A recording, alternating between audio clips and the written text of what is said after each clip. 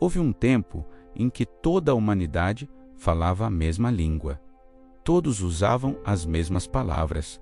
Todos se entendiam. As palavras tinham o mesmo som, o mesmo significado. A comunicação fluía sem qualquer barreira. Depois do dilúvio, a terra voltava a ser ocupada. A humanidade recomeçava sua história. Famílias cresceram com o passar do tempo. Povos começaram a se multiplicar. Havia diante deles um novo começo, uma nova oportunidade concedida. As pessoas se deslocaram juntas, caminharam na mesma direção, seguiam como um só povo. Em determinado momento, fixaram-se numa vasta planície, um lugar amplo, aberto, fértil. Aquele lugar parecia perfeito para permanecer, e ali tomaram uma decisão importante. Decidiram não se espalhar. Resolveram permanecer juntos. A memória do passado ainda existia. Eles sabiam o que havia acontecido quando o mundo se encheu de violência. Sabiam do juízo, sabiam do dilúvio, sabiam do recomeço concedido à humanidade, mas, com o tempo, o temor foi sendo substituído. Em seu lugar, surgiu uma confiança excessiva. A força, segundo eles, estava na união. A segurança estava na permanência. O futuro, acreditavam, dependeria do que fossem capazes de construir, do que suas próprias mãos poderiam fazer. Então, uma ideia começou a surgir entre eles. Não apenas construir uma cidade, mas uma cidade que fosse símbolo, um sinal visível de poder, um sinal de grandeza, um sinal de fama, algo que impedisse a dispersão, algo que mantivesse todos no mesmo lugar. Foi então que decidiram construir uma torre. Não apenas uma torre alta, mas uma torre alta o suficiente para tocar os céus. Uma obra que dissesse ao mundo quem eles eram e quem pretendiam ser. Os materiais utilizados eram avançados para a época. Tijolos queimados no fogo, betume no lugar de argamassa. A técnica avançava rapidamente e a ambição avançava junto. As vozes se misturavam em incentivo. Havia entusiasmo na construção. Vamos construir, vamos nos fortalecer, vamos fazer um nome para nós. O objetivo não era apenas habitar aquele lugar, era permanecer no controle. Por trás da construção havia um medo silencioso, um medo que não era dito em voz alta, o medo de se espalhar, o medo de depender, o medo de perder a unidade. Em vez de confiar no propósito maior para a humanidade, escolheram centralizar tudo em si mesmos. A torre começou a crescer, dia após dia, camada sobre camada.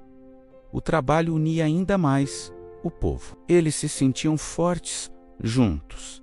Na obra, viam a prova de que nada seria impossível. Afinal, todos falavam a mesma língua. Todos pensavam de forma parecida.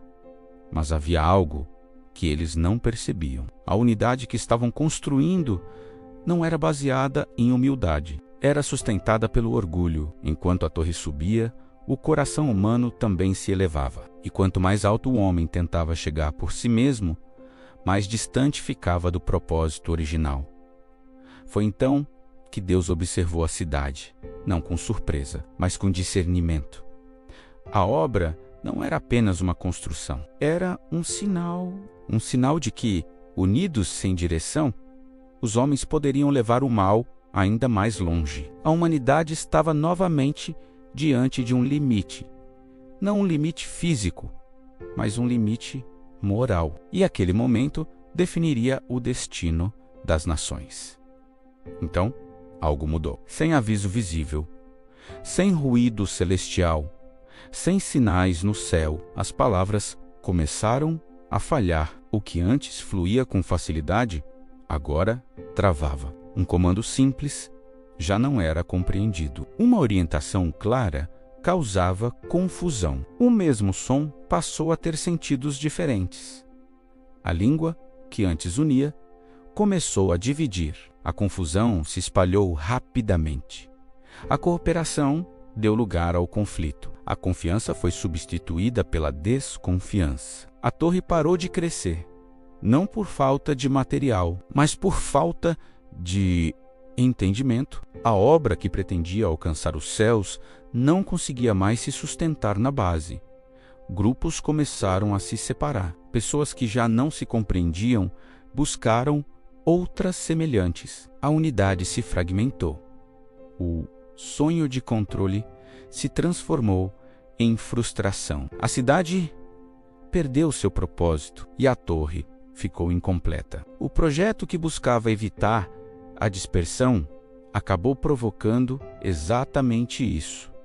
A confusão não foi um castigo cego, foi um limite. Um limite imposto para conter um orgulho que crescia sem direção. A humanidade, antes unida em língua e ambição, agora se via dividida em palavras e caminhos. A torre que deveria tocar o céu tornou-se símbolo da incapacidade humana de alcançar o alto sem humildade. O silêncio tomou o lugar das vozes. Onde havia um só povo, agora havia muitos.